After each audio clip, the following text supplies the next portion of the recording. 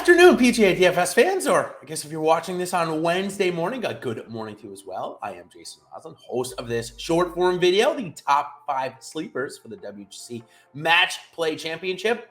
A great puzzle we have here this week, as trying to find the optimal lineup is always fun. We only do it once a year, so why not jump into the fray? Now, if this is your first time doing match play, again, there's a group stage, 16 groups, one winner from each will then make the Sweet 16. From the Sweet 16, we go to the Elite 8 and Final 4. So the whole key is to try and get 6 golfers out of the group stage. Very difficult. But here, I've got 5 golfers that I think have a good chance to do so and are also going to be low owned. So let's start with Poulter. Now listen, Poulter has a very difficult matchup this week, or a very difficult group, I should say. Coming in with a couple of his other Ryder Cup teammates in Matthew Fitzpatrick and Tommy Fleetwood, and also playing Scotty Scheffler, who came in second at this event. So, as those guys all beat up on each other and Poulter slides in with the lowest projected ownership of the group and has gotten out of the group stage a couple of times, I like to go him against the grain this week, obviously, in lineups that you aren't using Scotty Scheffler. He's coming in at 6,600, just 4.2% owned. I already mentioned that he got out of group stage last year. He's working off a 33rd place finish a couple of weeks ago.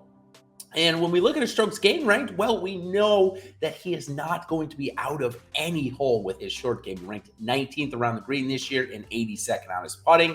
Also, 136 off the tee and 121 on the approach. We know neither of those stats are going to be great. That's not how he makes his money. But for Poulter, low owned, in a tough group, could be even lower owned because of that. I like putting him in a couple of lineups this week, especially if you're MME. Okay, next guy I want to talk about is an absolute bulldog when it comes to match play championship. He got to the Elite 8 last year. It's Brian Harman. It's coming in at $7,600 this week in less than 5% ownership. Already mentioned the fact that he made it to the Elite 8 last year, but let's take a look at his strokes gained rank for this season. Ranked 88th off the tee, and for a guy that definitely does not favor distance, does favor accuracy, that's a pretty good ranking. 131 on the approach, 103 around the green, and 56 putting for Brian Harman this week. Now for Harman, what I like about him is he's in a grouping that, based on recent play, is rather easy. We look at Abraham Answer, who is definitely in a rut here early on in this season. Webb Simpson has been hurt. And Bubba Watson, well, other than his one good start out in Saudi Arabia, has not played well either. So for Harman, he's got a chance certainly to advance and is in a rather easy group. All right, third guy I want to talk about, surprise, surprise, under 10% owned, Jordan Spieth, coming in at just 7.6% owned. He did get out of group stage last year, did not get out of it the year before that. Obviously missed the cut of the Players. I mean, we could talk about that for a minute if we want to, but I don't think we need to. He was in the worst of the weather conditions. Definitely did not take a keen to that. Did not like how he had to go out and play. Felt like they should have pushed it back a couple of times. Nonetheless, Spieth did not show up to play, and results showed. Now, we look at his strokes gained rank for this season. I think this might surprise people a little bit. He's actually been much better off of the tee than anywhere else. That's right. His strokes gained off the tee this season is his best category. He's ranked 63rd in that category this year, 95th on the approach, 112 around the green, and 142 putting. Is this the same Jordan Spieth that we know and love that is typically top 20 in both categories each season? Something's certainly going on. Maybe he's been putting more time in with the longer clubs, or maybe he hasn't had a lot of sleep because he's got a newborn. Trust me, Jordan, if that's the case, I feel you there 100%.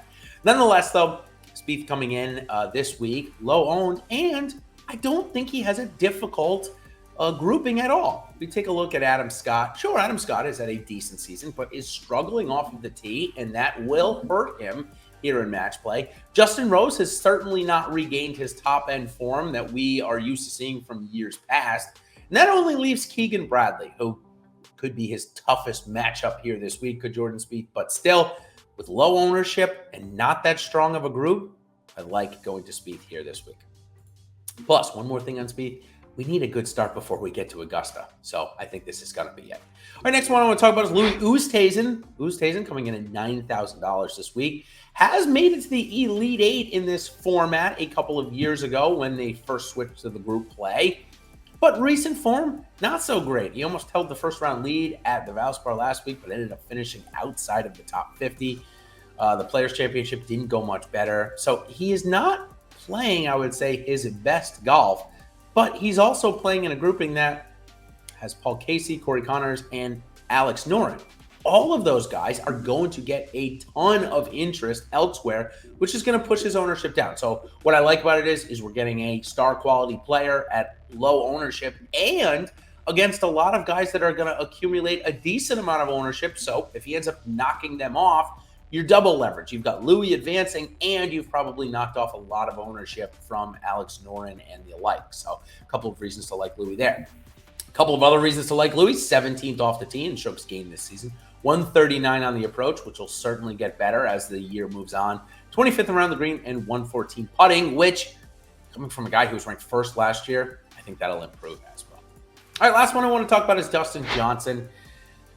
Here's the thing about Dustin. He shows up for one round a week right now. Last week, it was Sunday again. The week before that, it was Sunday as well. So maybe that's showing us that form isn't far off, or maybe it's showing us that Dustin doesn't care all that much. Who knows? But I know that he is a winner of this event at this golf course. He's coming in with less than 10% ownership. He's failed to get out of group stage the last 2 years. But when we look at his strokes gain rank from last year, because he doesn't, it is this year. We have enough starts now after Valspar where he actually has him in. But first, let's talk about it. He's got Max Homa in his group, who's a very formidable opponent. I like Max Homa or Dustin to advance, but the other two golfers, Matthew Wolff, not playing well, and Mackenzie Hughes also not playing well. So he's playing against a couple of guys that are definitely on the downturn right now. And so for Dustin, coming in under 10% owned, I think he's got a good chance to advance. And again, you're going to be leveraged with him being under 10% owned. All right, let's finish up the strokes gained ranks for Dustin Johnson. 21st off the tee, 34th on the approach, 176 around the green, and 86 putting. All right, so that will do it here for my top 5 sleepers for the WGC Match Play Championship. I want to thank Yahoo, the sponsor of this show here. Also, I want to make sure you guys like and subscribe to our channel here.